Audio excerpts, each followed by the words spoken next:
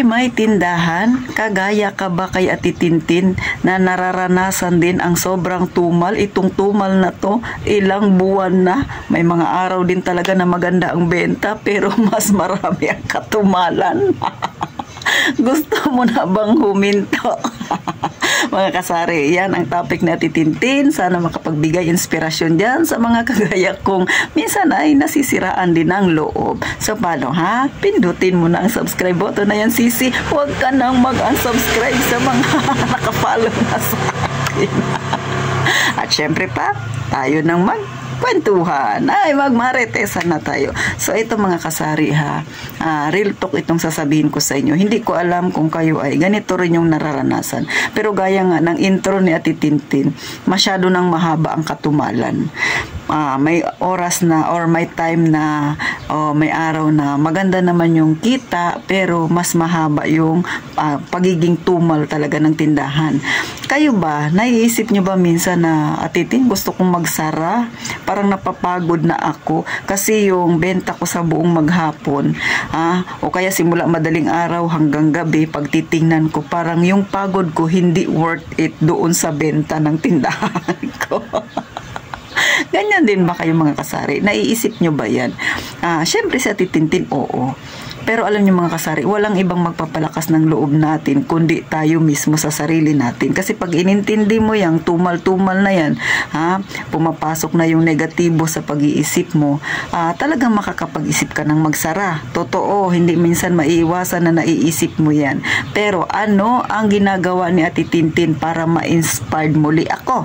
Ano yung aking matinding technique? Matinding technique ba? Para syempre mga kasari, bumalik yung positibong pag-iisip ko kapag nararanasan ko yung ganyan, nalulungkot ako, nakikita ko at tuloy-tuloy yung tumal na nararanasan ko.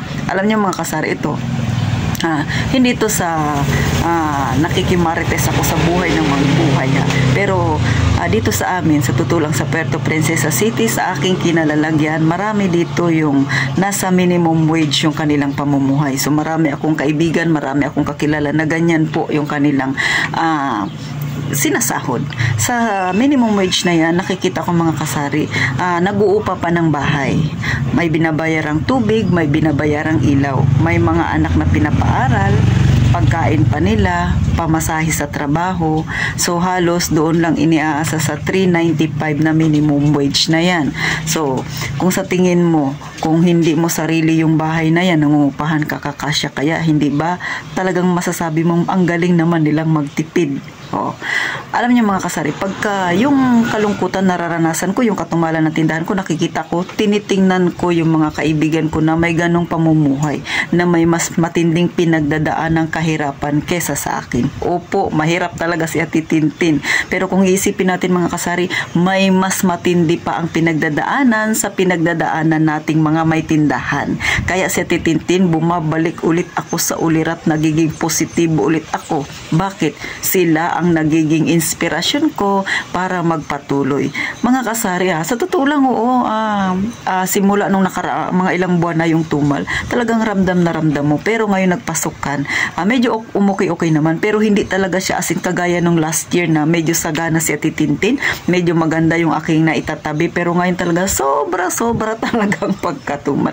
Pero kapag dumarating sa akin yung matinding panghihina ng kalooban, yung mga nakikita ko na mas nahihirapan sa akin, nagiging inspirasyon ko sila. Nagbibigay sa akin ng motivation para magpatuloy din sa buhay. Kasi nga, mga kasari, kapag yung negatibo na nakikita mo, na nararamdaman mo, gagatungan mo pa ng emosyon mo, ipagpapatuloy mo yung ganyang nararamdaman mo, ay magiging talo ka. Kasi iisipin mo talaga, kailangan mo nang magsara, parang bibitawan mo na ang negosyo mo. Mga kasari, kayo ba? Ganyan din ba kayo? Ano ang inspirasyon ninyo kapag dumarating kayo sa punto na parang gusto nyo nang isara ang sari-sari store ninyo?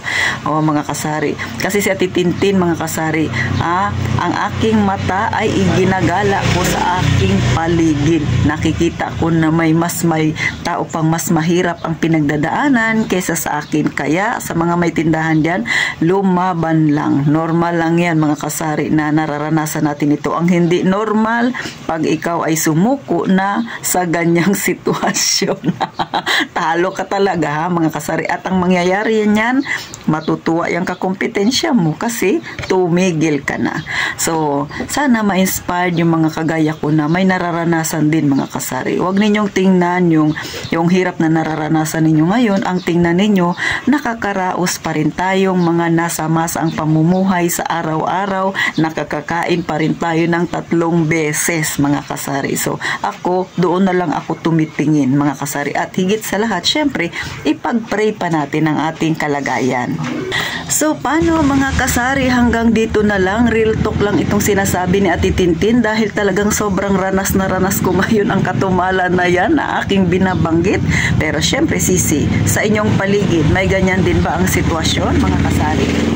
So, kapag ganyan ang nararanasan, mag-pray, pagkatapos maging positibo, mga kasari, at iwaksi yung mga negatibong pumapasok sa iyong isipan. So, hanggang dito na lang, mga kasari. Please, mag-subscribe na kay Ate Tintin. Magsama-sama tayong magmaritesan. Magpalakasan tayo ng loob. Mag-comment ka dyan sa baba kung ano ang ginagawa mong pamamaraan para manatili ka ang positibo, Sisi. So, paano? Gaya nga ng palaging sinasabi ni Ate Tintin, mag-iingat tayong lahat palagi, mga kasari.